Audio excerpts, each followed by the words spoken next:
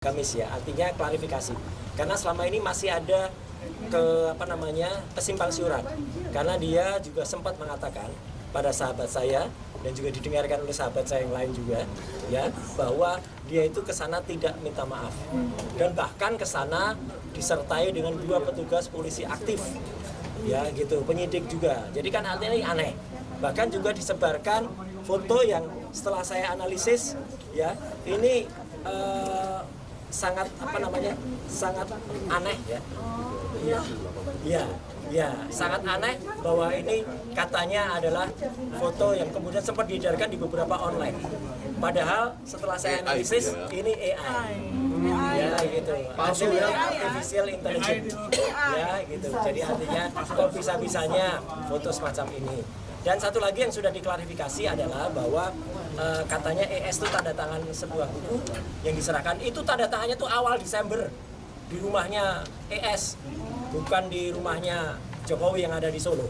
Jadi banyak sekali hal yang perlu kita klarifikasikan kepada yang bersangkutan. Saya makanya kemarin juga menulis bahwa sebaiknya dia klarifikasi secepatnya supaya isu berkembang, supaya isu tidak berkembang dan kemudian tidak ada bau-bau amis yang terdengar, termasuk soal adanya berkoper-koper sekian M dan lain sebagainya.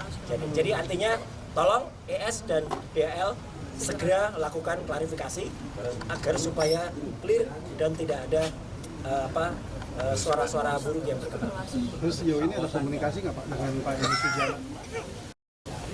Sejauh ini tidak ada, ya.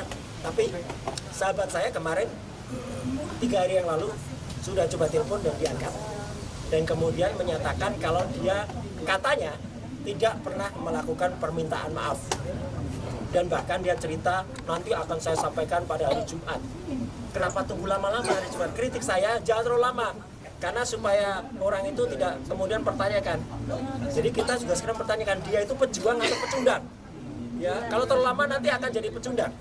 Itu loh. Itu yang terjadi. Dan kebetulan sahabat saya ikut mendengar itu ada di samping saya. Mungkin bisa lebih langsung supaya tidak testimoni diadili. Silakan yang mendengar suaranya. Bang. Oh, yang menelpon dulu. Oh, Kalau saya mendengar. Oke. Saya mendengar pembicaraan mereka. Sini aja, apa di tengah? Ya tengah. Oh, saya ke tengah ya. Saya langsung makan tempat banyak soalnya. Ya. Ya, Orang besar. orang besar. Boleh mundur dikit mas, nggak bisa masuk. Oke. Terlalu tinggi dia, jadi harus. Oke ya, ini apa nih yang mau ditanyakan tentang Itu telepon saya? klarifikasi ES. Iya, intinya begini, waktu hari Jumat ya kemarin ya, hari Jumat itu saya menelpon Bang Egy Sujana. Kamisnya kan ada pertemuan. Iya, Kamis ada pertemuan, Jumatnya saya telepon. Bagaimana sih Bang sebenarnya pertemuan itu? Apakah benar Abang datang ke situ? Rismon dengar. Ya, Bang Rismon mendengar sambil di sebelah kursi saya. Nah, kata Bang Egy Sujana, dia benar bersama DHL datang ke rumah Joko Widodo. Dan tidak ada wartawan yang menyaksikan, tidak ada video, tidak ada foto. Tetapi yang dilakukan di situ adalah berbincang dengan Jokowi dengan diantarkan 2 orang perwira polisi aktif. Ya, 2 orang perwira polisi aktif ini disebutkan namanya ke saya, tetapi tidak etis lah kalau saya menyebutkan. Biarlah nanti kepolisian yang mengklarifikasi apakah benar ada 2 polisi yang mengantarkan seorang terlapor menemui pelapor. Nah, 2 orang tuh, ada 2 orang. Nah, tersangka ya, dia sudah tersangka sekarang. Nah, pertanyaannya yang kedua, apakah di situ ada permintaan maaf? Bang Egy Sujana mengatakan ke saya tidak ada permintaan maaf. Bahkan Bang Egy Sujana memberi nasihat kepada Joko Widodo untuk bagaimana caranya supaya perkara ini tidak membuat gaduh. Nah, apa yang dia katakan dalam nasihatnya itu juga bukan saya yang harus mengatakan, tetapi Bang Egy janji akan menyampaikan itu di hari Jumat. Menurut saya, kalau seandainya ada nasihat-nasihat seperti itu, ya Pak Joko Widodo seharusnya mendengar sajalah. Kira-kira kan ini sudah ada komunikasi dari Bang Egy, mungkin ada solusi yang bisa ditawarkan. Tetapi kalau soal pidana, itu kan Pak Jokowi yang bisa mencabut laporan tersebut, yang tersangkanya diantaranya ada di samping saya. Nah, mungkin kalau saya mengartikan Bang Egy Sujana itu menasihati soal itu. Bagaimana misalnya mencabut perkara atau apa.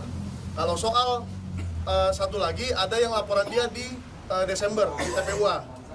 Dan dia sebagai perwakilan TPUA di Desember 2024 melaporkan ke Barreskrim soal ijazah palsu. Nah, mungkin dia juga memberikan solusi untuk menyelesaikan perkara yang itu. Jadi kalau soal permintaan maaf itu tidak ada. Kalau memang ada perkataan dari Yakub Hasibuan atau orang lain yang mengatakan bahwa ada permintaan maaf, yo silakan. Ini Bang Egy sendiri yang ngomong ke saya. Ya kan? Apakah kita mau mempercayai orang kedua, orang ketiga, atau orangnya langsung?